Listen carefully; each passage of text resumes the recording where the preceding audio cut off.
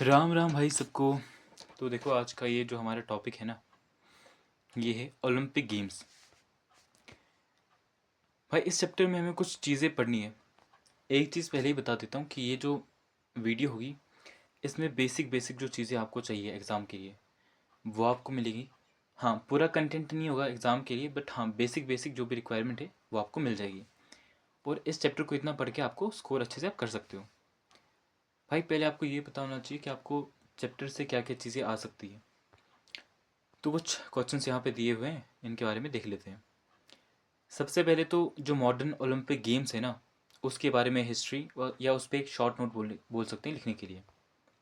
फिर Olympic ring क्या होता है, ओलंपिक टॉर्च क्या होती है, और ओलंपिक विलेज, ये सब चीज़ें क्या होती है ये आपको पूछ सकते हैं। अब देखो ओलंपिक गेम्स जो है ना, उसको अगर देखा जाए तो अगर हम हिस्ट्री में देखें, अपने पास्ट के टाइम में देखें, तो बुक के अकॉर्डिंग या जो हमारा सिलेबस है उसके अकॉर्डिंग ये बता रहे हैं कि पुराने टाइम में एंशंट जो टाइम चल रहा था ना, उसमें ओलंपिया जगह थी एक ग्रीस में, उसमें गेम्स होती थी। तो उससे आगे जाके हमारी ये ओलंपिक गेम्स उससे इंस्पायर्ड है। और ग्रीस में ये जो ओलंपिया में गेम्स चलती थी ना, ये ओलंपिक एंशंट ओलंपिक गेम्स ये चलती थी बीसी जो होता है ना, बिफोर क्रिश्चियन एरा, उस टाइम में चलती थी। यानी कि जहाँ पे क्रिश्चियन वाला जो इनका सिस्टम शुरू हुआ है, क्रिश्चियनिटी में जो टाइम जहाँ से इन्होंने काउंट करना शुरू किया है उससे भी पहले चलता था। तो वहाँ पे 8th सेंचुरी बीसी से लेकर 4th सेंचुरी बीसी, उस टाइम में गेम्स वहाँ पे खेली जाती थी। फिर बात आती है कि अब इंटरनेशनल, या अब हम बोले कि मॉडर्न ओलंपिक गेम्स जो है उसका क्या, उसके बारे में थोड़ा सा जानकारी लेते हैं। एक फ्रांस का बंदा जिसका नाम था बैरन पायरी डी कॉबर्टन, इस बंदे ने क्या किया था, एक कमेटी बनाई थी, नाम था इंटरनेशनल ओलंपिक कमेटी, आईओसी, 1894 में बनाई थी। और उसके बाद जो सबसे पहला ओलंपिक मॉडर्न ओलंपिक गेम हुआ था ना, वो हुआ था एथेंस में 1896 में। अब देखो ये जो कमेटी है ना, आईओसी जिसको हम शॉर्ट में बोलते हैं, इस कमेटी के अंदर ओलंपिक में जो भी गेम्स कराई जाएगी वो इसके अंदर आती है। जो लोग ओलंपिक में काम करते हैं, चाहे वो कोई भी इंस्टीट्यूशन हो, कोई भी ऑर्गेनाइजेशन है, कोई वो कोचेज़ हैं या कोई वहाँ पे ट्रेनर्स हैं, रेफरी, जितने भी सब लोग होंगे ना, वो इसके अंडर काम करेंगे। और अब देखो इसके लिए एक रूल डिसाइड करने के लिए क्या चीज़ें कैसे होंगी, ये कमेटी कैसी होगी, यहाँ पे लोग कैसे अपॉइंट होंगे, या बाकी सब चीज़ें, कुछ ना कुछ अथॉरिटी के बारे में, रूल्स के बारे में होना चाहिए। तो उसके बारे में एक यहाँ पे चीज़ है ओलंपिक चार्टर। तो इस ओलंपिक चार्टर में वो सब रूल्स दिए हुए हैं, ठीक है, कैसे किसको क्या काम करना है, रेफरीज को कैसे वहाँ पे कर सकते हैं अपॉइंटमेंट, बाकी सब चीज़ें, गेम्स, वो सब चीज़ें इसमें बताई हैं। अब देखो यहाँ पे दो चीज़ें हैं, ओलंपिक गेम्स भी दो तरीके की है, एक तो समर ओलंपिक और विंटर ओलंपिक गेम्स। अब यहाँ पे देखोगे ना, इसके बारे में थोड़ा सा आगे हम चलते हैं। सबसे पहला जो समर ओलंपिक गेम्स हुआ था वो 1896 एथेंस की ही गेम हुई थी। जो हमने ऊपर पढ़ा कि सबसे पहले ओलंपिक गेम्स एथेंस में हुए थे, जो ग्रीस में आता है जगह, वो 1896 में हुआ था। और वहीं पे जो ओलंपिक्स हुए थे ना, वो समर ओलंपिक्स थे भाई, क्योंकि वो समर टाइम में हो रहे हैं। और जो उसके बाद विंटर ओलंपिक्स सबसे पहले वो हुआ था 1924 में, केमोनिक्स फ्रांस में। अब देखो आज के टाइम पे ये तो शायद आपको पता होगा या नहीं भी होगा, तो यहाँ पे पता चल जाएगा कि जो समर और विंटर ओलंपिक्स है ना, वो एक ही साल में नहीं होते हैं। मान लो अभी 2025 चल रहा है, तो इसी साल में समर ओलंपिक्स, इसी साल में विंटर ओलंपिक्स, ऐसा नहीं होगा। तो क्या होता है कि 1992 तक ना समर और विंटर ओलंपिक्स सेम ईयर में होते थे। समर के टाइम में ये वाले ओलंपिक्स हो रहे हैं, विंटर में दूसरे हो रहे हैं, तो ऐसा तब तक चलता था। लेकिन उसके बाद से क्या होने लगा भाई, उसके बाद से ये सिस्टम रख दिया गया कि समर ओलंपिक्स अगर इस साल हो रहे हैं तो विंटर ओलंपिक्स 2 साल बाद होंगे। अब वो देखो कैसे होते हैं। अभी जिसकी अगर 2025 है, एग्जाम्पल के लिए बताता हूँ, कि अगर इस साल में 2025 में अगर समर ओलंपिक्स होंगे, तो जो विंटर ओलंपिक्स होंगे ना, वो होंगे फिर 2027 में। ठीक है, एक साल का गैप छोड़ के बीच में, उसके अगले साल। लेकिन यहाँ पे देखो अब बता रहे हैं, ये तो चलो इनमें होगी बात समर और विंटर ओलंपिक्स में, लेकिन अगर ये देखा जाए कि समर ओलंपिक्स इस साल हो रहे हैं, तो अगली बार समर ओलंपिक्स कब होंगे, तो वो होंगे 4 साल बाद। जिसके अभी 2025 में अगर समर ओलंपिक्स होंगे तो नेक्स्ट बार होगी 2029 में। अब देखो, क्योंकि हमने इसकी हिस्ट्री के बारे में भी थोड़ी बहुत जानकारी रखनी है, तो उसके लिए हम विंटर और समर ओलंपिक्स के पास्ट के बारे में कुछ पिछले एक दो जो ओलंपिक्स हुए थे ना उसके बारे में जान लेते हैं। 2020 में जो समर ओलंपिक्स हुए थे वो हुए थे टोक्यो जापान में। और ये ओलंपिक्स ना ज़रा खास है। इसमें ये बताते हैं कि भाई कि 126 हमारे देश से गए थे लोग इस ओलंपिक्स में पार्टिसिपेट करने के लिए। अब यहाँ से इतने ओलंपिक्स में पार्टिसिपेट करने के लिए गए थे, तो ये बताते हैं कि भाई ये ओलंपिक्स, इसमें यहाँ पे बताया हुआ है कि इसी ओलंपिक्स में हमको 7 मेडल मिले थे।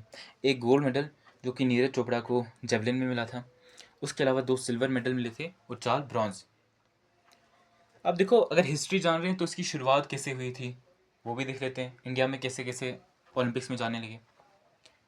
यहाँ पे बता रहे हैं कि अगर आप रेगुलर तौर पे देखोगे ना कि कब से हम इंडिया से लोग ओलंपिक्स में रेगुलरली जाने लगे, तो वो हुआ था 1920 से।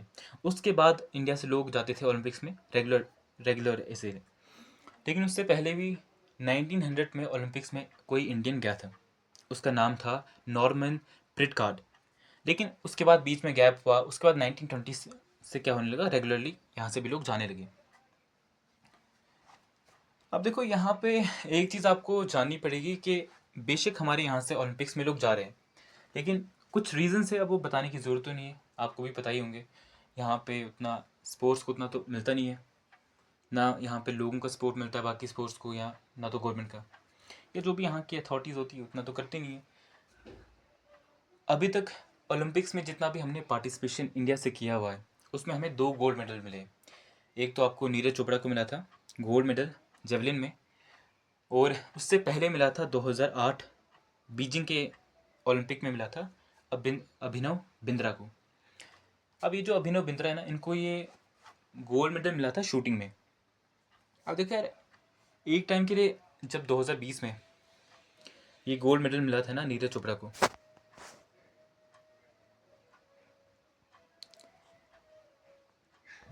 सॉरी 2020 में नहीं मिला था, उसके बाद मिला था।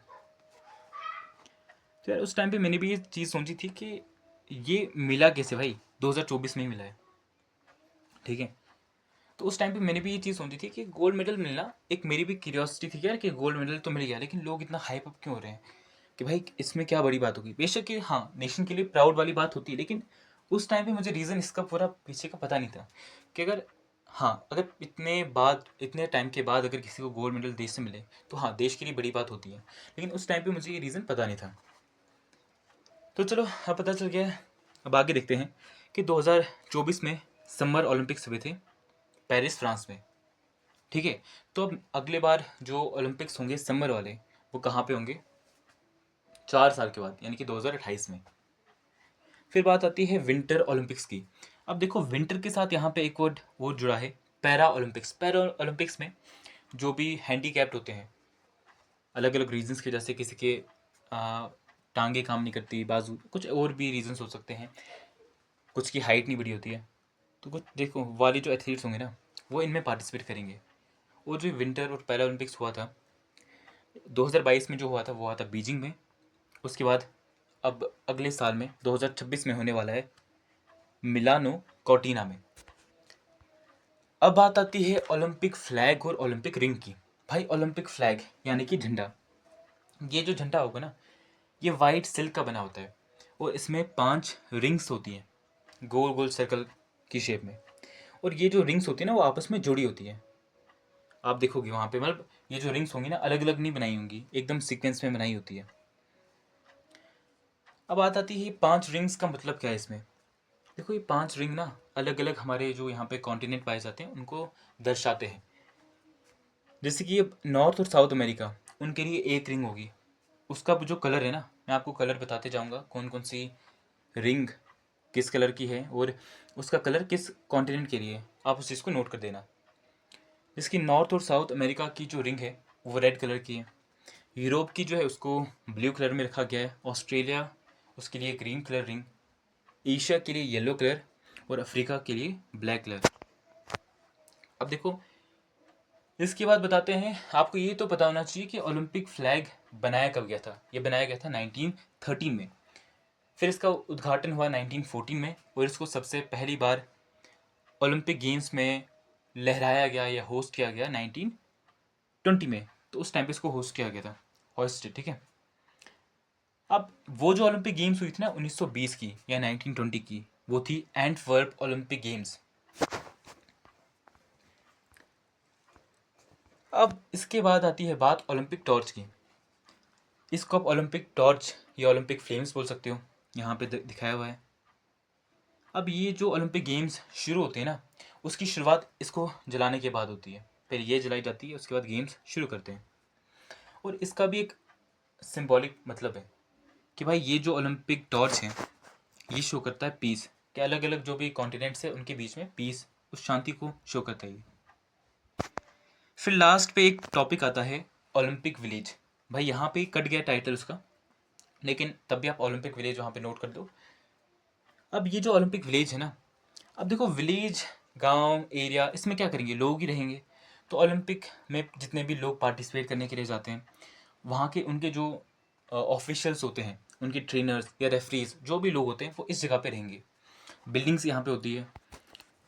अब ये जो ओलंपिक विलेज है ना, इसका एक होता है पर्टिकुलर चीज़ कि ये विलेज जहाँ पे भी ओलंपिक गेम्स कंडक्ट कराई जाएंगी, उस स्टेडियम के नज़दीक होता है ये। और ये जो पूरा एरिया होता है ना, जहाँ पे स्टेडियम है, ओलंपिक विलेज है, इस सब एरिया को बोला जाता है ओलंपिक पार्क।